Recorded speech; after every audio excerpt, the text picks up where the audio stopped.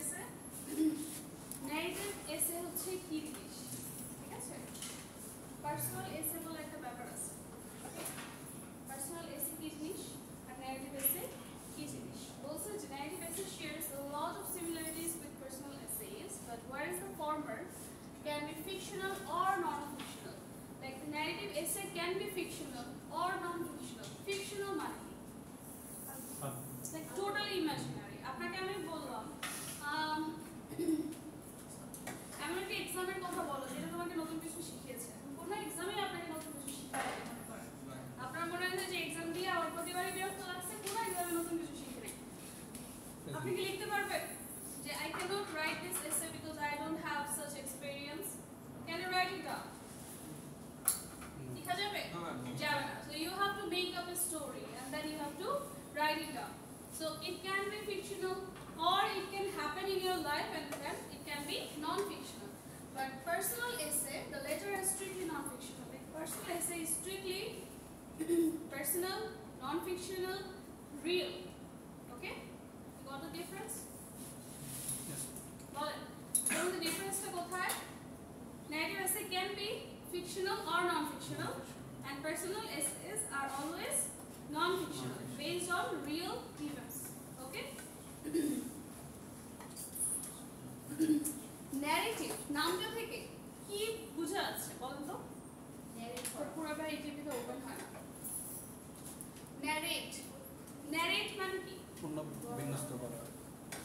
Narrate মানে কি? আবার বলেন। বর্ণনা দেওয়া। বর্ণনা করা, ব্যাখ্যা করা। ওকে, narration মানে কি? ওকে, narrator মানে কি? এটা বলেন। যে বর্ণনা করে। So you are the narrator. ওকে? তার মানে narrate মানে কোনো কিছু বর্ণনা করা, কোনো কিছু এক্সপ্লেইন করা, কোনো একটা ঘটনা স্টেপ বাই স্টেপ বলাকে narration narrate করা বলে। ঠিক আছে? তাহলে আমি বুঝতে পারতেছি এখানে আমার কোনো একটা ঘটনা স্টেপ বাই স্টেপ বলার মতো সিচুয়েশনগুলো আসবে। ঠিক আছে? ওকে, দেখেন কয়েকটা एग्जांपल দিছি যে টপিকটা কি রকম হতে পারে। প্রথমটা কি a life changing event that alters your perspective on the world. So আপনাকে বলছে এমন একটা ইভেন্টের কথা বলো যেটা তোমার লাইফে হয়েছে যেটার কারণে তোমার পৃথিবীকে দেখার পার্সপেক্টিভটা চেঞ্জ হয়ে গেছে। Say you are born and brought up in a very well-off family. আপনার কোনো অভাব ছিল না, কোনো সমস্যা ছিল না, বাট কোনো একদিন আপনি রাস্তার ধারে কাউকে দেখে বা যুদ্ধ বিধ্বস্ত কোনো একটা কান্ট্রিতে দেখে আপনার মনে হলো value of money and value of food and blessings ওগুলো আসলে অনেক বেশি, যেটাকে আমি এতটা ভ্যালু করছি না। তো আপনি হয়তো খাবার নষ্ট করতে হুট করে আপনি ওই জিনিসটা কমাই দেবেন। কোনো মানুষ খেতে পাচ্ছে না, ঠিক আছে? আপনি লাক্সারিয়াস কিছু জিনিস ব্যবহার করতেন যেটা আপনি একটু কাট অফ করে দিলেন জাস্ট বিকজ আপনার মনে হলো যে আমি যে ব্লেসিংসটাতে আছি ওটা থেকে অনেকে ডিপ্রাইভড, লেট মি শেয়ার দেয়ার সরো। ওকে, এই জিনিসটা যদি আপনার মধ্যে আসে which means কোন একটা ইভেন্টে কোন একটা কিছু দেখে আপনার লাইফের প্রতি পার্সপেক্টিভ চেঞ্জ হয়ে গেল, তাই তো? এটা হতে পারে সে someone had an accident, ওই অ্যাক্সিডেন্টের পরে তার হচ্ছে লাইফের প্রতি কি লাইফের প্রতি তার যে ধারণা সেটা চেঞ্জ হয়ে গেল। অ্যাক্সিডেন্টের পরে হয় আসলে ট্রমা মোমেন্ট দিয়ে যখন কেউ যায়, ডেথকে যখন কাছে থেকে দেখে আসে, তখন যখন সে ফিরে আসে তখন তার মধ্যে অনেক কিছু চেঞ্জ হয়। ঠিক আছে? আচ্ছা, পরেরটা কি হতে পারে? The story of a personal accomplishment or achievement. Like you have achieved something, you have reached your goal. যে কোনো জায়গায় হতে পারে আপনারা এখন অনেক ছোট, তো আপনাদের হয়তো বা খুব বড় বড় স্টোরি নাও থাকতে পারে, but you can say that আপনার এসএসসি এক্সাম আর এইচএসসি এক্সাম অথবা অ্যাডমিশন এক্সাম যেখানে আপনি শুরু থেকে খারাপ করছিলেন বাট সামহাও আপনি সেটাকে কভার আপ করেছেন এন্ড দেন ফাইনালি ভালো রেজাল্ট করেছেন। This can be a story যেখানে তোমার একটা গোল ছিল আর তুমি সেটা অ্যাচিভ করেছো। An experience that tested your resilience and strength. আপনার ধৈর্য পরীক্ষা করছে, আপনি কতটা শক্ত মানুষ সেটা পরীক্ষা করেছে, এরকম একটা ইভেন্ট আপনি এক্সপ্লেইন করতে পারেন। ঠিক আছে? Like you have to make up the story. আমি জাস্ট কিছু হিন্টস দিচ্ছি যেন আপনাদের আইডিয়া জেনারেট করার ক্ষমতা বাড়ে। যেমন সিম্পলি যদি আমি বলি, আমাদের মধ্যে অনেকেই আছেন যারা সুই দেখলে ভয় পায়, আছেন না? আছেন না? আমি করোনার সেকেন্ড এন্ড থার্ড ডোজ নেই। ভালো করছেন না? 3 বার হাসপাতালে যাই হয়তো ঘুরে আসছি।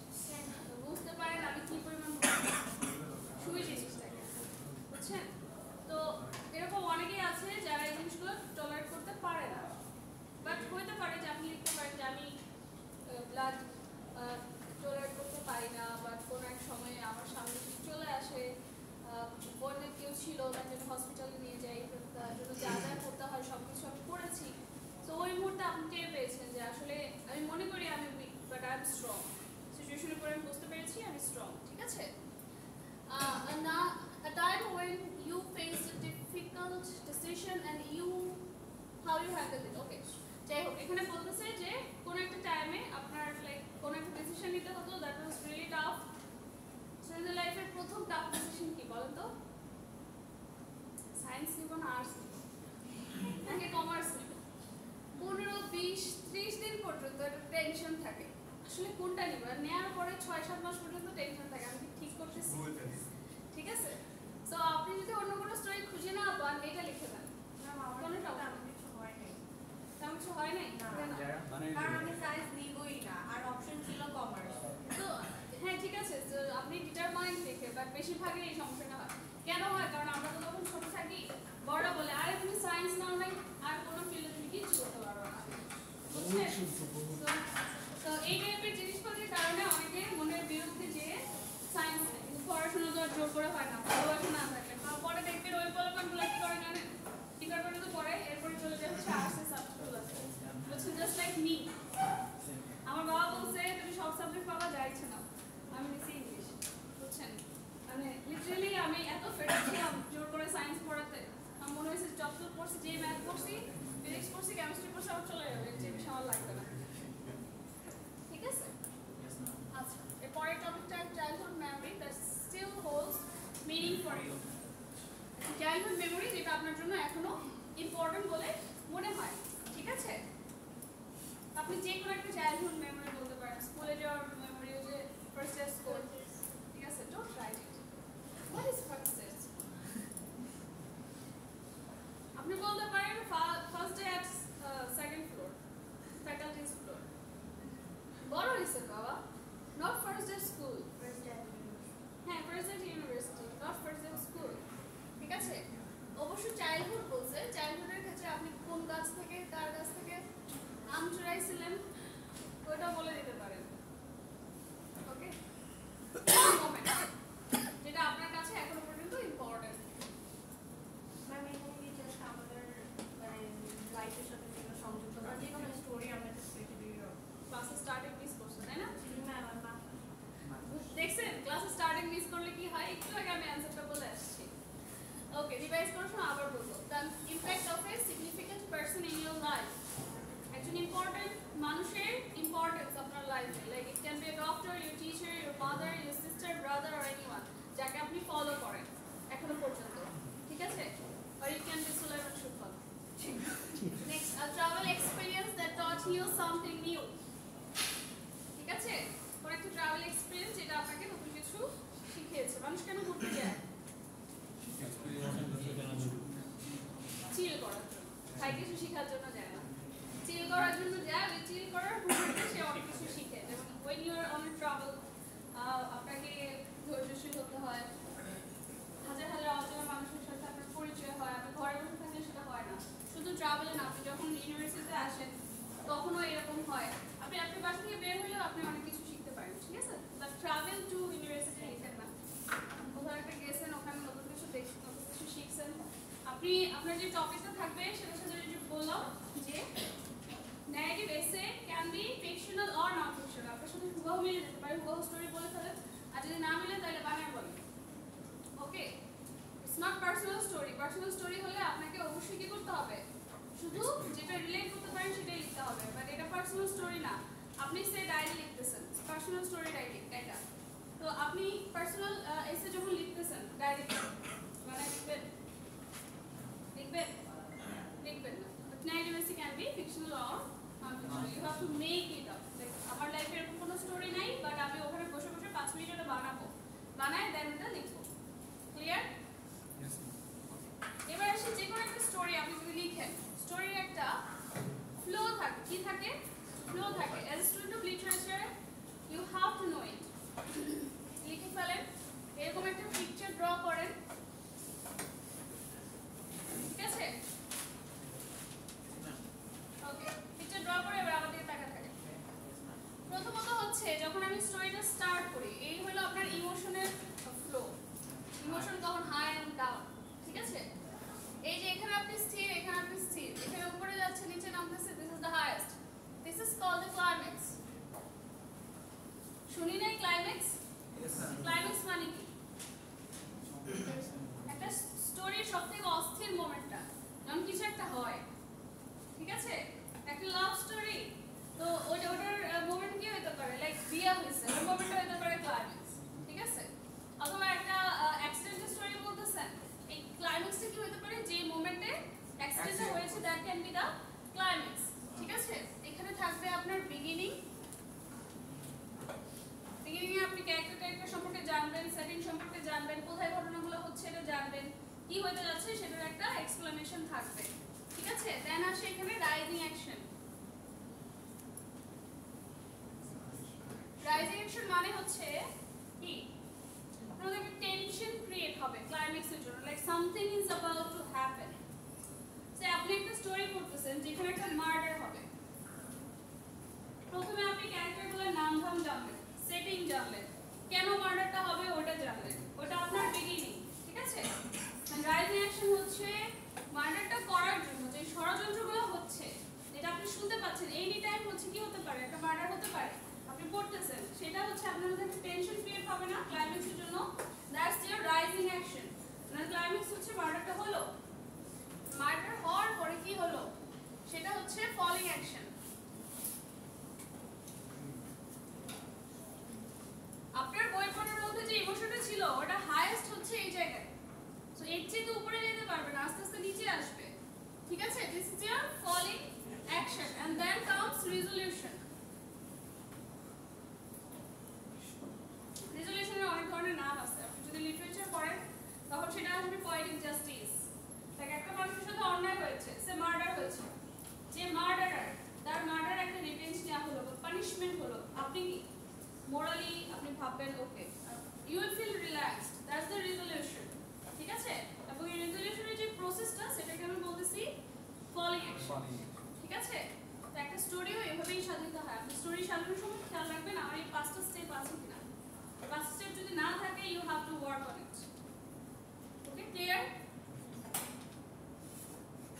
কার এটা আমাদের আসলে না ভয় পাচ্ছে, কনক্লুশন লিখতে হবে।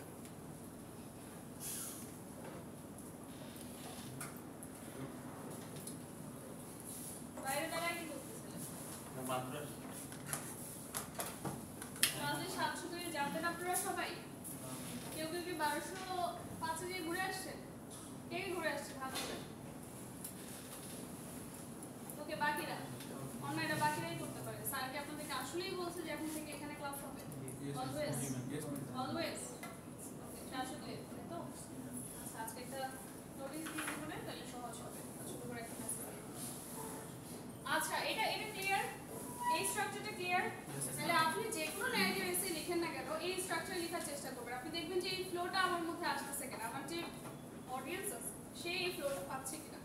আপনি চাইলে এই 5টাকে 5টা প্যারাগ্রাফে ভাগ করে দিতে পারেন, ঠিক আছে। 5টা প্যারাগ্রাফে আপনি চাইলে ভাগ করে লিখতে পারেন, মানে 5টা পার্টে আলাদা, 5টা পার্টে আলাদা করে, তাহলে 5টা প্যারাগ্রাফ হলো আপনার এসে, ঠিক আছে। এসের ওয়ার্ড লিমিট কত? 200 থেকে 250, 250 থেকে 270, বাট আপনার যদি এরকম হয় 290 হয়ে যাচ্ছে, 300 হয়ে যাচ্ছে, do not make it more than 300, ওকে, ঠিক আছে। এখানে 7টা एग्जांपल আছে, এর মধ্যে একটা লেখা ট্রাই করেন আপনারা, মানে আপনাদের পছন্দ অনুযায়ী যে কোনো একটা লেখা একটু ট্রাই করেন। এই যে এখানে একটা স্টোরি আছে, বুঝছেন?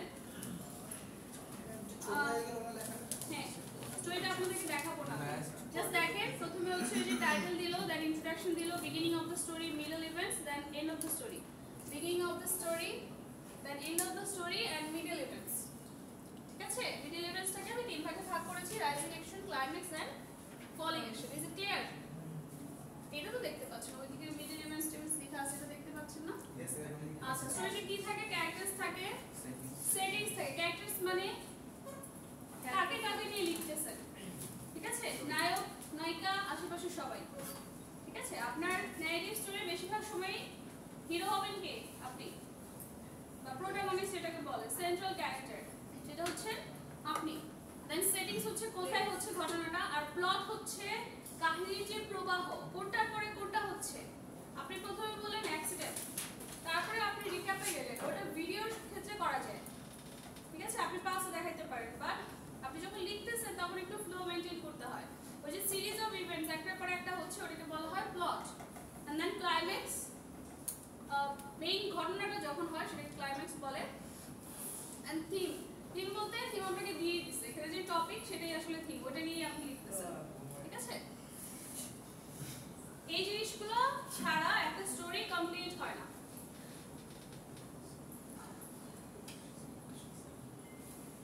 ওকে, এটাই হচ্ছে জাস্ট এখানে লিখে দিয়েছি এটাই। এখানে একটু ছোটখাটো স্ট্রাকচার আছে, বাট আই ডোন্ট থিঙ্ক এটা ইম্পর্টেন্ট। নিজের মতো করেই লেখা হয় আলটিমেটলি এই স্টোরিগুলো। টপিকটা আমি দিচ্ছি, 7টা টপিক আছে বললাম না, যে কোনো একটা নিয়ে লেখা ট্রাই করেন। এই স্ট্রাকচারটা ফলো করেন, আপনার মতো করে লিখেন, একটা দুটো করে প্যারাগ্রাফ লিখবেন, আমাকে দেখাবেন, ঠিক আছে, একটা দুটো করে লিখেই আমাকে দেখায় ফেলেন। হ্যাঁ, মানে একটা দুটো প্যারাগ্রাফ লিখবেন, দেখাবেন যে আমি ঠিক আছে কিনা, ঠিক আছে কিনা। এক নাম্বারটার মধ্যে life changing That's the event that altered your perspective. Title? Title? Just read it. Yes, ma'am.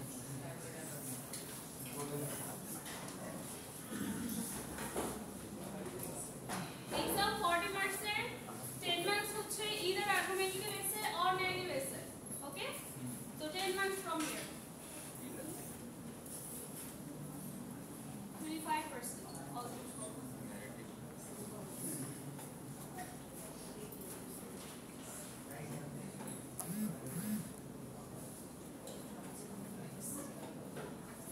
যে কোনো একটা যেটা মনে হয় আপনি ভালো লিখতে পারবেন সেটা নিয়ে লিখেন। আরিয়া আরিয়া এক্সট্রা পেন আছে?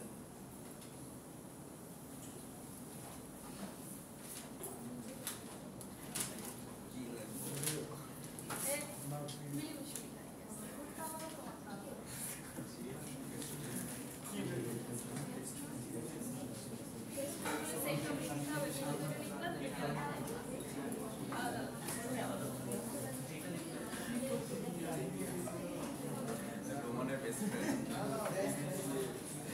রোমানের বেস্ট ফ্রেন্ড, রোমানের নামই বেস্ট ফ্রেন্ড।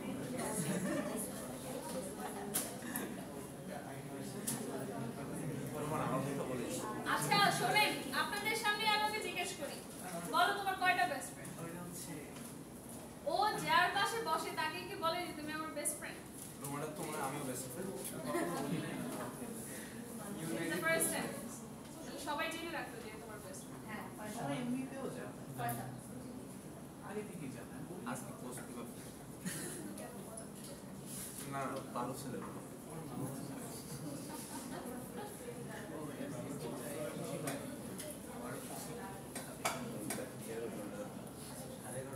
দেখা যায়, বোর্ড দেখা যায়। হ্যাঁ এই ক্লাসে পোলাপানা করে যাওয়া তারা হচ্ছে সেটা যারা বসে না ওরা হচ্ছে।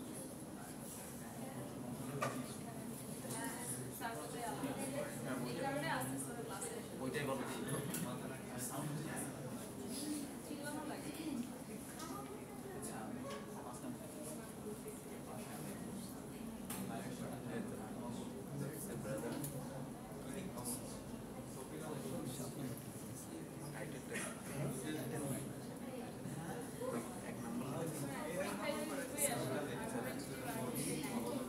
ভালো স্কোর পাওয়ার জন্য আর এই যে দেখছি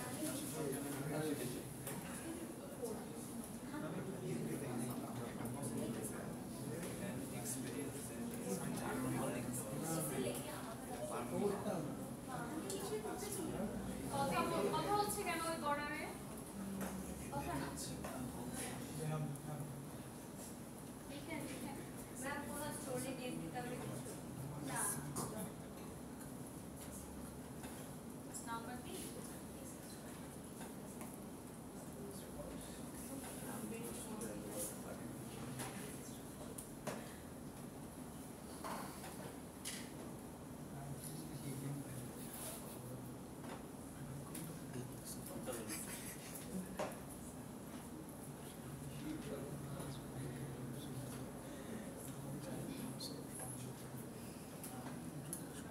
most important.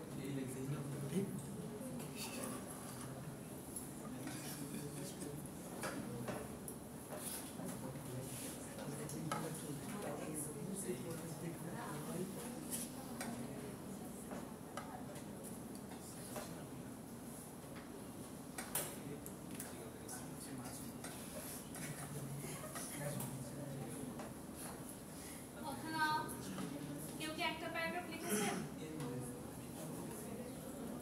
একটা প্যারাগ্রাফ যদি লিখেন এনে দেখান ঠিক লিখতেছেন কিনা।